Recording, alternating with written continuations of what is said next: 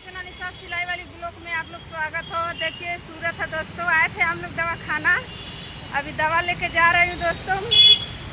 सर्द गर्म का मौसम है, इसकी वजह से तबीयत बहुत ख़राब हो रही है दोस्तों। ये सूरत है भैया, यहाँ मार्केट लगी है, केला वगैरह सब कुछ मिल रहा है, आप लोग देख सकते हैं। फल फूल सब मिल रहा है। तबीयत ख़राब की वजह से आप लोग देख सकते हैं, फल भी खा सकते हैं। सूरत का मार्केट कैसन बा? अगर अच्छा लगे कमेंट में लोगन जरूर बताइए भैया। लोगन हमारे वीडियो में ऐसा बनल रहे, दोनों लिखवा के ना मोबाइल आप लोग देख सकते हैं।